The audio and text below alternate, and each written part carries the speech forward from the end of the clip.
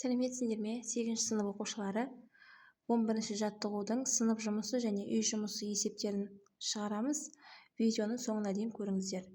Сынып жұмысына бізде 4 есеп берілген, үй жұмысына 3 есеп берілген. Барлығы 7 есепті шығаратын боламыз. Бірінші есебінде, сынып жұмысының бірінші есебінде 18,9 мегаджоуль жұмыс жасау үшін 1,5 килограмм дизель отыны қажет еткен трактор қозғалтқышының пәкін анықтаңыздар дейді. Есептің берілгенін жазайық. Жұмыс бізде 18,9 мегаджоуль, массамыз 1,5 килограмм, Q бізде 42,7 көбейтілген 10-6 дәрежесі джоуль бөлінген килограмм. Табуымыз керек пәкіне. Ең алдымен ХБЖ-ға келтіріп аламыз. Жұмыс бізде мегаджоульмен беріліп тұр, оны джоульға айналдырып аламыз. Джоуль мега дегеніміз 10-6 дәрежесі, сонда 18,9 көбейтілген 10-6 дәрежесі джоуль болады. Енді шешуі бүгінгі өткен тақырыптағы формуланы пайдаланамыз. Пәк тең А бөлінген Q көбейтілген М көбейтілген 100% деген формулаға дайын мәндерді орнына қоямыз. Сонда 18,9-ды көбейту 10-6 дәрежесі джоульді бөлеміз 42,7 көбейтілген 10-6 дәрежесі джоуль бөлінген килограммға, оны көбейтеміз 1,5 килограммға, көбейту 100%. Сонда көбейтіп 100%-ға көбейткен кезде 29,5% шығады балалар. Ары қарай екінші есеп.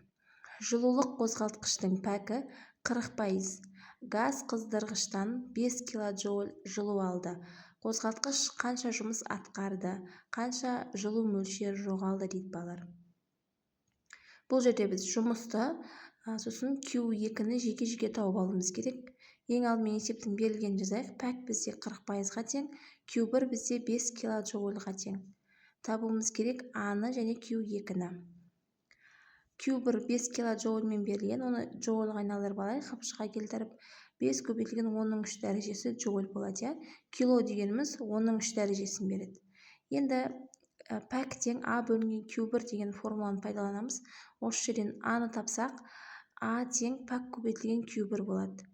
Дайын мәндерді орнына қояйық. 0,4 көбейтеміз, 5 көбейтілген 10-3 дәрежесі джоульға. Сонда 2 килоджоуль шығады. Енді Q2-ні табатын болсақ, Q1-ден азайтамыз А-ны. Яғни 5 килоджоульдан азайтамыз 2 килоджоульді. Сонда жауабы 3 килоджоуль шығады балар. Жауабын жазып қойыңыздар.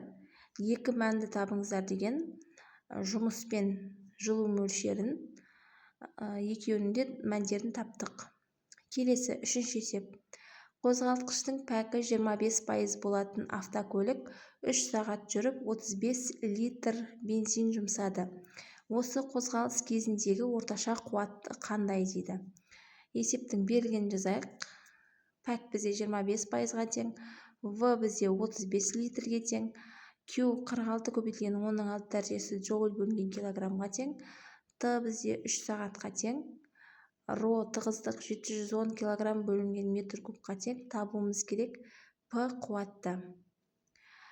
Көлемді метр кубқа айналдырып алайық. 35 литр берілген. Ол дегеніміз 35 көбейтілген 10-3 дәрежесі метр куб болады. Т 3 сағат берілген. Ол деген 10.800 секунд болады. Енді шешуі нью тең пайдалы жұмыс бөлінген толық жұмыс көбейтілген 100% деген формуланы пайдаланамыз. Осы жерден пайдалы жұмыс тауып алатын болсақ, қуат көбейтілген уақыт болады, П көбейтілген Т болады. Толық жұмыс дегеніміз Q көбейтілген М болады. Осы екеуінің орнына қойсақ, нью тең П көбейтілген Т бөлінген Q көбейтілген М көбейтілген 100% болады. Енді осы жерден П-ны тауып аламыз, қуатты. Нью көбейтілген Q көбейтілген М бөлінген Т көбейтілген 100% болады. Бізде массаның мәні жоқ, массаны жеке тауып аламыз. М тең ро көбейтілген В деген формулаға саламыз. Сонда 710 килограмм бөлінген метр кубты көбейтеміз 35 көбейтілген 10-3 дәрежесі метр кубқа. Сонда 24,185 килограмм шығады. Енді қуат тапсақ болады. 25%-ді көбейтеміз 46 көбейтілген 10-6 дәрежесі джоуль бөлінген килограммға. Оны көбейтеміз 24,185 килограммға. Бөлеміз 10.800 секунд көбейтілген 100%-ға. Сонда жауабы 26.460 ватт шығады. Оны біз 26,146 киловатт деп алсақ болады. Жауабы киловаттпен берілгендіктен мен киловаттқа айналдырып қойдым.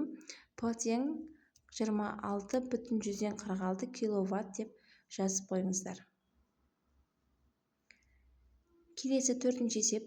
Егер турбинаға 480 градус температурада жіберілген бу 28 градусқа дейін салқындаса, идеал бу машинасының пәкі қанша дейді. Есептің берілген жазайық. Т1 480 градус, Т2 28 градус. Пәкті табуымыз керек. Балар, Цельсий шкаласымен беріліп тұр, біз бұны Кельвин шкаласына айналдыруымыз керек. Ол үшін берілген Цельсий шкаласына 273-ті қосатындығымыз, сонда 480-ге қоссақ 273-ті 753 Кельвин шығады. 28 градусқа 273-ті қоссақ 301 Кельвин шығады. Енді пәктің температураға байланысты формуласын қолданамыз. Нью тең Т1 азайтылған Т2 бөлінген Т1 көбейтілген 100% болады. Осы формулаға дайын мәндерді орнына қоямыз. 753 Кельвиннен азайтамыз 301 Кельвинді, бөлеміз 753 Кельвинге, шыққан мәнін көбейтеміз 100%-ға. Сонда жауабы 60% шығады балар. 60% деп жазып қоямыз. Келесі үй жұмысының есептері. Үй жұмысының бірінші есебі: іштен жану қозғалтқышы 2 кг бензин жұмсап 0,23 гигаджоуль пайдалы жұмыс жасады. Осы қозғалтқыштың пәкін табыңыздар дейді. Берілгені балар, массамыз 2 кг-ға тең, Q бізде 0,23 гигаджоульға тең, Q 46 көбейтілген 10-6 дәрежесі джоуль бөлінген килограммға тең. Пәкті табуымыз керек. Енді қыбыжға келтіріп алайық. 0,23 гигаджоульді джоульға айналдырамыз. 23 көбейтілген 10-6 дәрежесі джоуль деп алсақ болады. Енді пәктің жылу мөлшеріне байланысты формуласын қолданамыз. Пәк тең Q пайдалы бөлінген Q толықты көбейтеміз 100%-ға. Толық жылу мөлшерін балар біз M көбейтілген Q деп алсақ болады неде? Q пайдалыны бөлеміз M көбейтілген Q-ға, көбейтеміз 100%-ға. Осы жерден пәк табысақ, 23 көбейтілген 10-6 дәрежесі джоульді бөлеміз 2 кг көбейтілген 46 көбейтілген 10-6 дәрежесі джоуль бөлінген килограммға. Сонда шыққан мәнді 100-ге көбейтеміз, сонда жауабы 25% шығып тұр балар. Келесі екінші есебі: егер 1 секунд ішінде 12 килоджоуль энергия бекер жұмсалса, пәкі 35% қозғалтқыш қыздырғыштан қанша жылу алады дейді. Есептің берілген жазайық. Q2-міз беріліп тұр 12 килоджоуль, пәк бізде 35%. Мына жерде Q2-ні табу керек деп қойыппын балар. Бізде Q1-ді табуымыз керек. Қыздырғыш деп тұрғандықтан бізде Q1. Енді халықаралық бірліктер жүйесіне келтіріп алайық. 12 килоджоуль дегеніміз 12 көбейтілген 10-3 дәрежесі джоульға тең. Кило дегеніміз 10-3 дәрежесін береді. 35%-ді сразу келтіріп алайық. 0,35 болады. Енді пәктің жылу мөлшеріне байланысты формуласын пайдаланамыз. Нью тең Q1 азайтылған Q2 бөлінген Q1 деген формуланы пайдаланамыз. Оны біз Q1 бөлінген Q1 азайтылған Q2 бөлінген Q1 деп алсақ болады. Q1 мен Q1 қысқарып кетеді, сонда 1 азайтылған Q2 бөлінген Q1 деген формула шығады. Осы жерден Q1 табатын болсақ, Q1 тең Q2 бөлінген 1 азайтылған нью шығады. Осы формулаға саламыз. 12 көбейтілген 10-3 дәрежесі джоульді бөлеміз 1 азайтылған 0,35-ке. Сонда жауабы 18,46 килоджоуль шығады. Келесі үшінші есеп: идеал машинаның пәкі 40%, суытқыштың температурасы 7 градус, қыздырғыштың температурасын анықтаңыздар дейді. Жаңағы екінші есебіміз сияқты, екінші есебімізде бізде жылу мөлшерін тапсақ, бұл жерде температураға байланысты болып тұр. Берілгені нью бізде 40%-ға тең, Т2-міз 7 градусқа тең. Т1 табуымыз керек. 40% ХБЖ-да 0,04 болады. 7 градусқа қосамыз 273 градусты, сонда 280 Кельвин болады. Енді екінші есеп сияқты температураға байланысты қылып шығарайық. Т1-ден Т2-ні азайтып Т1-ге бөлеміз. Оны ашып алатын болсақ, Т1 бөлінген Т1 азайтылған Т2 бөлінген Т1 болады.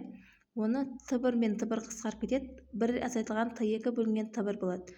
Осы жерден Т1 табу алатын болсақ, Т2 бөлінген 1 азайтылған нью болады. Осы формулаға саламыз. 280 Кельвинді бөлеміз 1 азайтылған 0,4-ке. Сонда жауабы 467 кельвин болады балалар. Жауабы Т1 тең 467 кельвин деп жазып қойыңыздар. Осымен балалар бізге 11-ші жаттығуға берілген сынып жұмысының 3 есебін, сынып жұмысының 4 есебін, үй жұмысының 3 есебін шығарып аяқтадық.